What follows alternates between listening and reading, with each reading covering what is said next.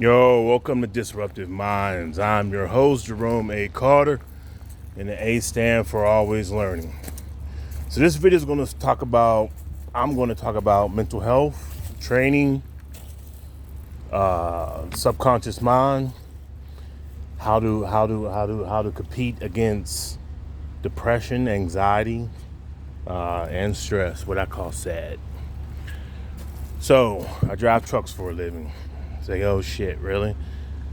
Now, every day, same thing, same procedure, all the time, right? Even when I don't want to, I go through it. When I want to, cold, rainy, whatever, same procedure every time. Because when you going through your stress, or you're going through your moment or whatever, you're always going to fall back on your training. And let's say you don't have training. Like a lot of people don't have training in how to deal with mental health. A lot of people don't have training on how to deal with anxiety and depression. So how do you combat that? What training are you going to fall back on? Even in the military, or when I was in law enforcement, they teach you to fall back on your training. You're going to fall back on your training. So if your training is wrong, your training is not correct, you have to fall back on it, it's going to turn out bad. So how do you win that when you talk about the subconscious mind? What training do you have to deal with being sad, which is stress, anxiety, and depression? You got to fall back on your training. You say, Rome, I don't have training. How do I, what do I do? What do you do is a routine I developed, which is basic mindset training.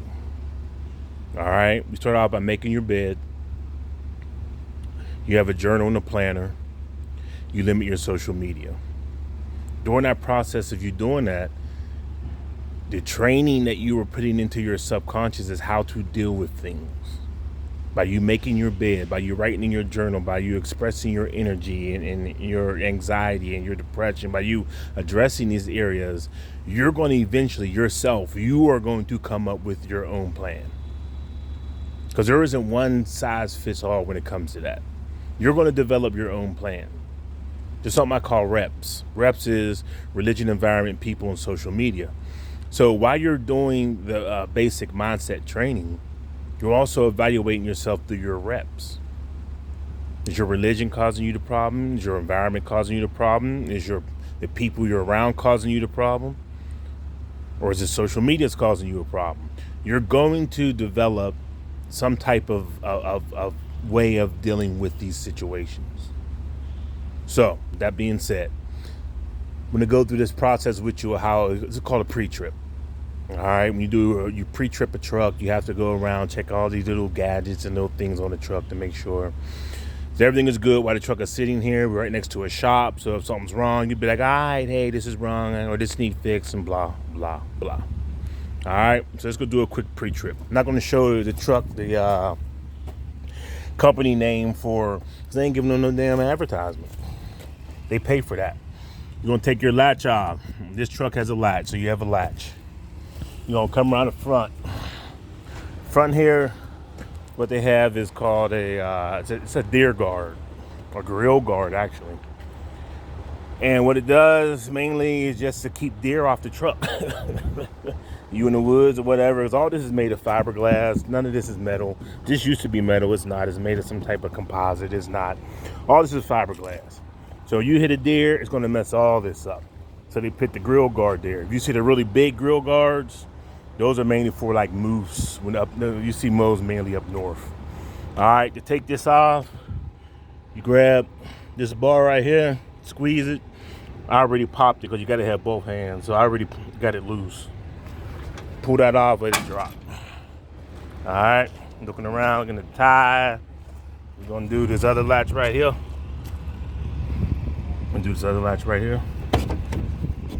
Both latches are off. We're going to lift the hood up. Boom, we have our engine. Right here is our washer fluid. We have our intake, another intake. We have our hose for antifreeze. When I'm looking for the belts on right here, and I'm looking for anything shiny. All right. What I mean by shiny, if it's dirty, it's good. If it's shiny, it's bad. What do I mean by shiny? Let's say I'm looking at something, and let me do this real quick. let's say I'm looking around. Everything looks relatively dusty or dirty, right? But then I'm looking and I see this right here. And I'm like, damn, why is this part clean and all the rest of it dirt? That means something's rubbing against this. I need to figure that out before I go on the road. Because you'd rather fix it here in the yard rather than go on the road and see that it's going to be a bigger problem. That's what I mean by shiny or clean. Checking my U-bolts. Got my shocks. Checking my brakes. Hit my tire. Tire look good. Looking at the side of the truck. Look for these gas caps. It's amazing how people steal gas caps. I don't understand why people steal gas caps. That's what's weird. Checking my tires, listening. Looking at my airbags. These are the airbags.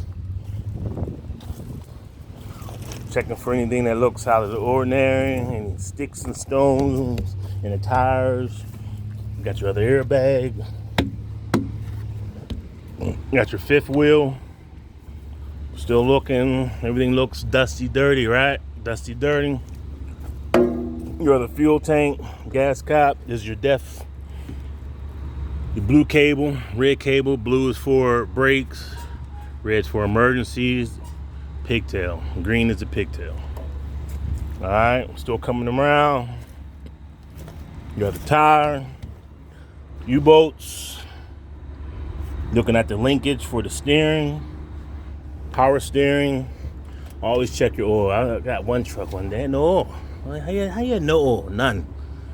We're looking at our oil. We got oil. Right there we got our fuel filter. Sometimes you get water in the fuel and it's to filter it out. And up top right here, you can see that a little bit. Right up here is your antifreeze. Sometimes it's on top of the truck. Sometimes it's in different areas for different trucks. Now this right here is your lock. That right there. So if you in here, you working, you make sure that down. Somebody will come and push it for whatever reason. But with it being down, it won't go up. So we're gonna click that up. Looking, everything's looking good. I just drove this last night, so it's not that serious. Well, close the hood. Hood's closed. Get our latch.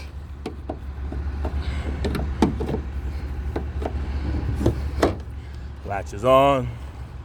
Come back to the front and get our deer guard. Deer guard click.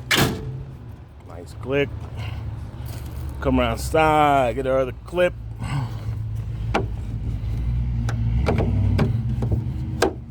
Locked in. Side the truck. Got our fire extinguisher right there.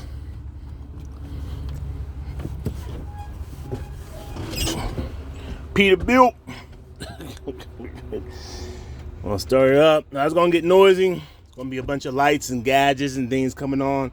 I'm gonna explain that for a quick minute, but it ain't gonna be too long because I don't wanna hear all that noise. I'm gonna jump out the truck. Just show you some gauges.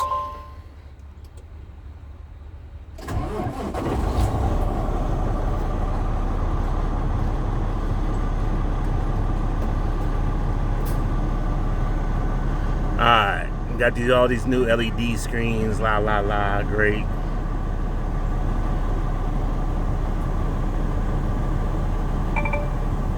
Alright, what is that telling you? Secondary air pressure low, let compressor run and check for leaks. Right here, you have you see a 1 and a 2, right? That 1 is your primary air, number 2 is your secondary air. Your primary air is your truck air. That's the air that's gonna stop this truck. Your secondary, number 2, that's for your trailer. Right now we only got a trailer, but both of those have to be up to 100, roughly 120. This truck is about 120, 121. It'll drop down to 111 because it doesn't maintain that high pressure the whole time. But during that time, you're gonna get lights, you're gonna get warnings, you're gonna get all type of warnings and telling you, hey, you need to pull this truck over like now. Like you ever go on the highway and you see those double tire skids that normally go to the side of the road? Probably because that trucker lost his air. And once you lose that air, it's a wrap. Those brakes are going to lock up, and it's going to lock up until this pressure gets back to where it needs to be. You can hear the air. You can hear on the outside too. Here, that's the truck airing up. So until those, I'll get to when, let's rev it up a little bit. So we can I can at least show you all the lights that go off after you get your air pressure up.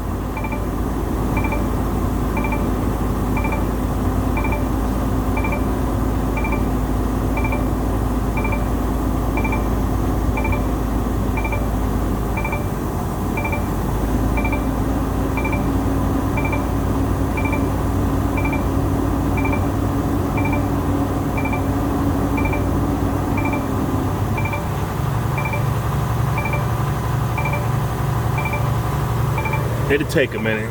Sometimes it don't. Just depends. You see your secondary is already built up. It's already above 80.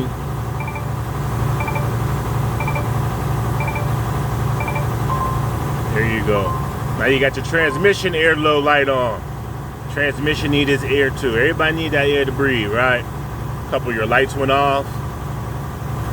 So it's telling you, all right, we got enough air in the main system, so now let's get some air in the transmission.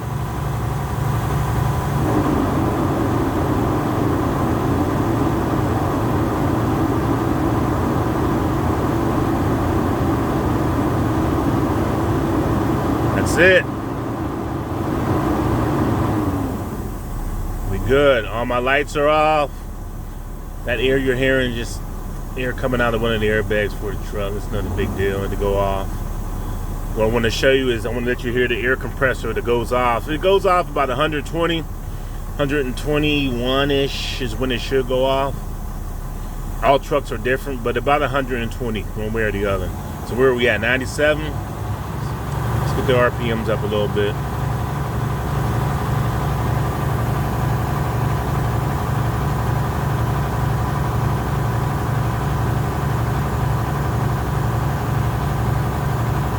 All we're doing is just watching it until we get to about 120, 121, maybe 122. It varies because of how the truck feels.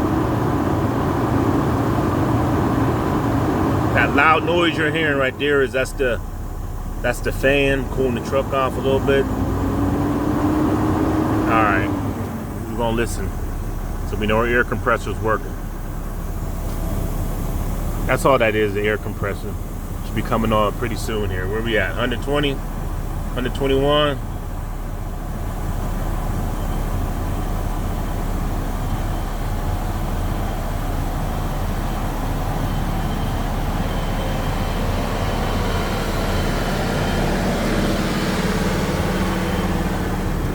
Place next door that set on big block. That's a big ass forklift, huh? 122,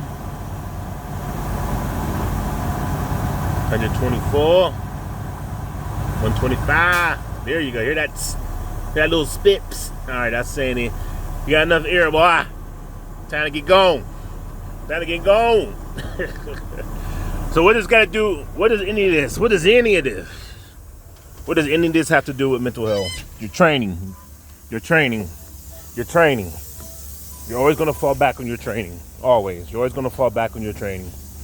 You start training yourself how to deal with things better. When I go through my problems or issues or depression or sadness or whatever, I always fall back on my training. My training is maybe a little different than yours. My training tells me in my mind, my subconscious, the way my brain works, is telling me if I'm feeling sad or depressed, I'm not doing something that needs to get done. So I go check my journal, my planner, and say, what am I not doing?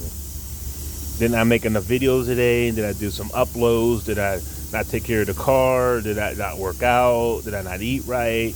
What did I do? What did I write on my list of things to do and I didn't do?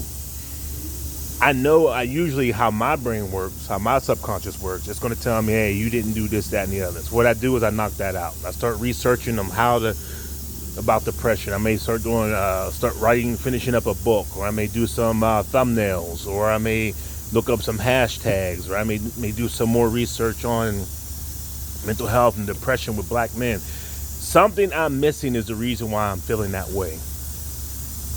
You have to discover your training. You have to discover yourself. Basic mindset training is a good start. Making your bed, journal, and planner. Limiting your social media is a huge thing. I'm out.